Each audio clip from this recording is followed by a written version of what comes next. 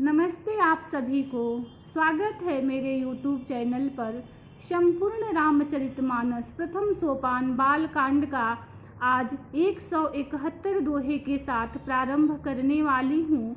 पिछले दोहे और चौपाइयों में हमने सुना कि उसी समय वहाँ कालकेतु राक्षस आया जिसने सुअर बनकर राजा को भटकाया था। वह अपने मित्र से बोलता है कि हे राजन सुनो, तुमने मेरे कहने के अनुसार इतना काम कर लिया है। समझो, तुम अब चिंता त्याग सो रहो। विधाता ने बिना ही दवा के रोग दूर कर दिया।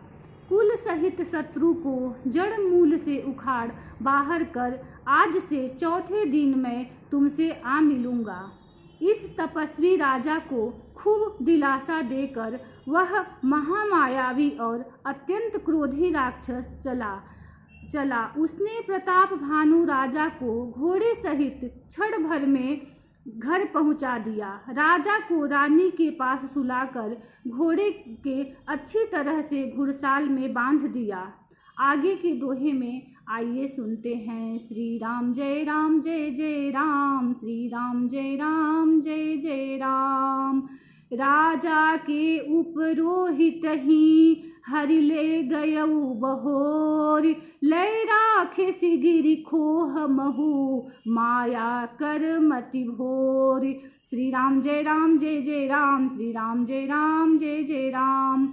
फिर वह राजा के पुरोहित को उठा ले गया और माया से उसकी बुद्धि को भ्रम में डालकर उसे अपने पहाड़ की खोह में ला रखा। आप बिरचि उपरोहित रूपा, परे उजाइत ही सेज अनुपा, जागे नृप अनभय बिहाना, देखी भवन अति अचर जुमाना। वह आप पुरोहित का रूप बनाकर उसकी सुंदर सेज पर जा लेटा। राजा सवेरा होने से पहले ही जागा और अपना घर देखकर उसने बड़ा ही आश्चर्य माना।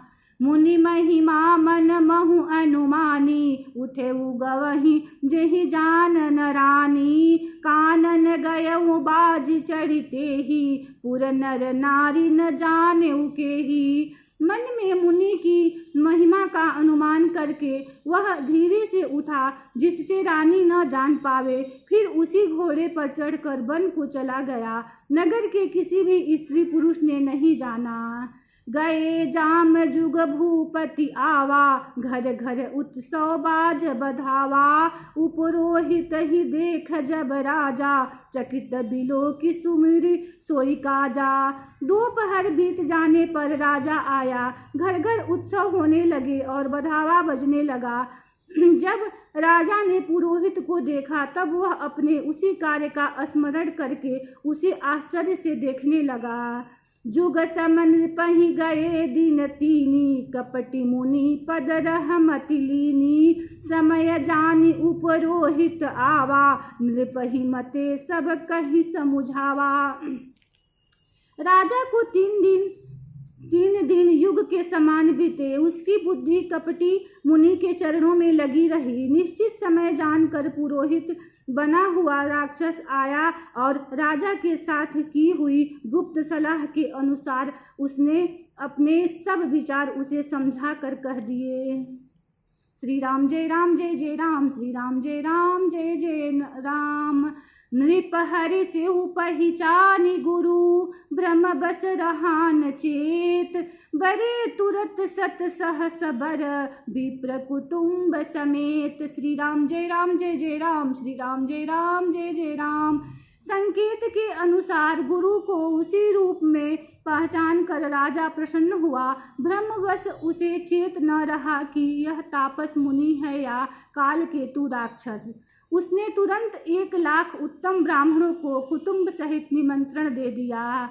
उपरोहित जीवनार बनाई, छरस चारि विधि जसी श्रुति गाई, माया मयत ही कीन्ही रसोई, व्यंजन बहुगनि सकई न कोई। पुरोहित ने 6 रस और 4 प्रकार के भोजन जैसा कि वेदों में वर्णन है बनाए। उसमें माया मई रसोई तैयार की और इतने व्यंजन बनाए जिन्हें कोई गिन नहीं सकता। विविध मृगन कर आमिष राधा, तेहि महु विप्र मासु खल साधा। भोजन कछु सब विप्र बुलाए, पद पखारी सादर बैठाए। अनेक प्रकार के पशुओं का मांस पकाया और उसमें उस दुष्ट ने ब्राह्मणों का मांस मिला दिया। उस ब्राह्मणों को भोजन के लिए बुलाया और चरण धोकर आदर सहित बैठाया। परुसन जब ही लाग मही पाला, भय आकाश बानी तेहि काला। विप्र वृंद उठ गृह जाऊ, है बड़ी हानि अन्न जन खाहू। जो ही राजा परोसने लगा उसी काल केतु कृत आकाशवाणी हुई, हे ब्राह्मणों, उठ कर अपने घर जाओ। यह अन्न मत खाओ, इसके खाने में बड़ी हानि है। भयहु रसोई भुसुर माशु, शब द्विज उठे मानि विश्वासु। भूप विकल मति मोह भुलानी, भावी बस न आव मुख बानी। रसोई में ब्राह्मणों का मांस बना है। आकाशवाणी का विश्वास मानकर सब ब्राह्मण उठ खड़े हुए। राजा व्याकुल हो गया, परंतु उसकी बुद्धि मुंह में भूली हुई थी। होनेहार बस उसके मुंह से एक बात भी न निकली। श्री राम जय जय राम, श्री राम जय जय राम।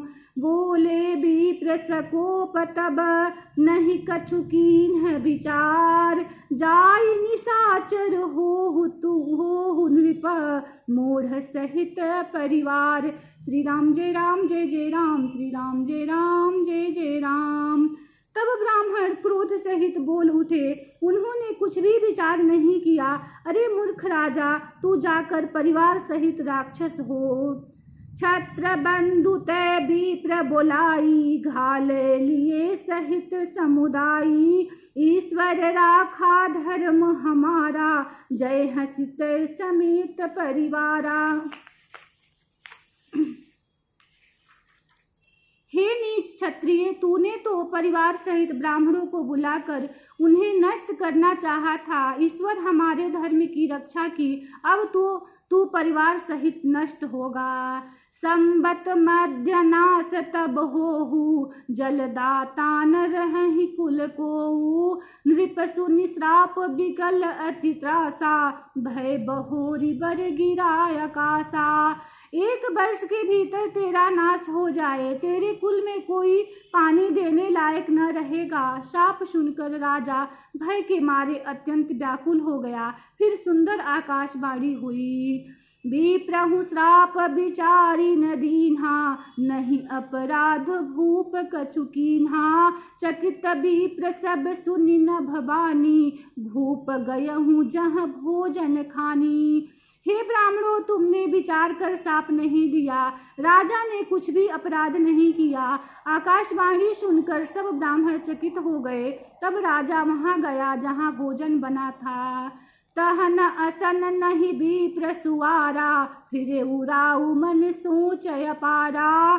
सब प्रसंग महि सुरन सुनाई, त्रसित परेऊ अवनीय कुलाई। देखा तो वहां न भोजन था न रसोईया, ब्राह्मण ही था। तब राजा मन में अपार चिंता करता हुआ लौटा। उसने ब्राह्मणों को सब वृतांत सुनाया और बड़ा ही भयभीत और व्याकुल होकर वह पृथ्वी पर गिर पड़ा। श्री राम जय जय राम, श्री राम जय जय राम। भूपति भावी मिटई नहीं, जदपि न दूषण तोर। किए अन्यथा हो ही नहीं, विप्र श्राप अति घोर। श्री राम जय जय राम, श्री राम जय जय राम। हे राजन, यद्यपि तुम्हारा दोष नहीं है तो भी होनहार नहीं मिटता। ब्राह्मणों का शाप बहुत ही भयानक होता है, यह किसी तरह भी टाले टल नहीं सकता। अस कही सब मही देव सिधाए, समाचार पुर लोगन पाए। सोचहि दूषण दैवहि देही, विचरत हंस काग किय जेही। ऐसा कहकर जब ऐसा कहकर सब ब्राह्मण चले गए। नगरवासियों ने जब यह समाचार पाया तो वे चिंता करने और विधाता को दोष देने लगे, जिसने हंस बनाते बनाते कौवा कर दिया। ऐसे पुण्यात्मा राजा को देवता बनाना चाहिए था, सो राक्षस बना दिया। उपरोहित ही भवन पहुँचाई, असुर ताप सही खबरी जनाई। तही खल जहाँ तहाँ पात्र पठाए, सज सज सेन भूप सब धाये। पुरोहित को उसके घर पहुंचाकर असुर काल केतु ने कपटी तपस्वी को खबर दी। उस दुष्ट ने जहां तहां पत्र भेजे, जिससे सब बैरी राजा सेना सजाकर चढ़ दौड़े। घेरनि नगर निशान बजाई, विविध भांति नित हो ही लड़ाई। जूझे सकल सुभट करी करनी, बंधु समेत परऊ नृपधरनी। और उन्होंने डंका बजाकर नगर को घेर लिया। नित्य प्रति अनेक प्रकार से लड़ाई होने लगी। प्रताप भानु के सब योद्धा सूरवीरों की करनी करके रण में जूझ मरे। राजा भी भाई सहित खेत रहा। सत्य केतु कुल को नहीं बाचा, विप्र श्राप किमि होहि असाचा। रिपुजिति सब नृप नगर बसाई, निजपुर गवने जय जसु पाई। सत्य केतु के कुल में कोई नहीं बचा। ब्राह्मणों का शाप झूठा कैसे हो सकता था। शत्रु को जीतकर नगर को फिर से बसाकर सब राजा विजय और यश पाकर अपने अपने नगर को चले गए। श्री राम जय राम जय जय राम, श्री राम जय राम जय जय राम। भारद्वाज सुन जाहि जब होहि विधाता बाम, धूरी मेरु सम जनक जम ताहि ब्याल समदाम। श्री राम जय राम जय जय राम, श्री राम जय राम जय जय राम। याज्ञवल्क्य जी कहते हैं, हे भारद्वाज सुनो, विधाता जब जिसके विपरीत होते हैं तब उसके लिए धूल सुमेरु पर्वत के समान भारी और कुचल डालने वाली, पिता यम के समान काल रूप और रस्सी सांप के समान काट खाने वाली हो जाती है। काल पाई मुनि सुन सोई राजा, भयहु निशाचर सहित समाजा। 10 सिर ताहि 20 भुज दंडा, रावण नाम वीर बरी बंडा। हे मुनि सुनो, समय पाकर वही राजा परिवार सहित रावण नामक राक्षस हुआ। उसके 10 सिर और 20 भुजाएं थी और वह बड़ा ही प्रचंड शूरवीर था। भूप अनुज अरिमर्दन नामा, भयहु कुंभकर्ण बलधामा। सचिव जो रहा धर्म रुचि जासु, भयहु विमात्र बंधु लघुतासु।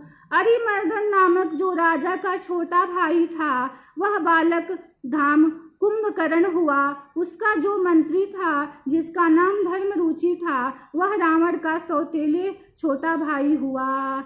नाम विभीषण जेहि जग जाना, विष्णु भगत विज्ञान निधाना। रहे जो सूत सेवक नृप केरे, भय निशाचर घोर घनेरे।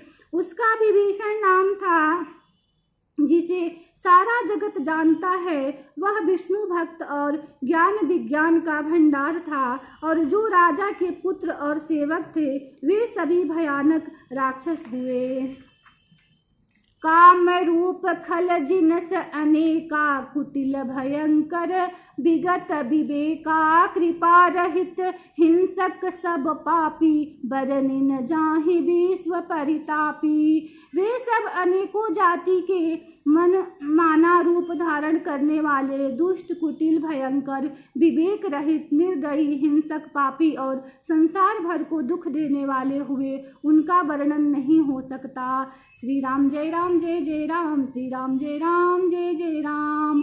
उपजे यद्यपि पुलस्त्य कुल, पावन अमल अनूप।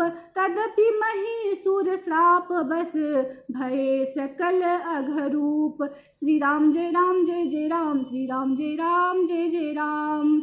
इसी दोहे के साथ कथा को विश्राम देती हूँ। कल से फिर इसी दोहे के साथ प्रारंभ करूंगी। वीडियो को लाइक करें, चैनल को सब्सक्राइब करें। धन्यवाद।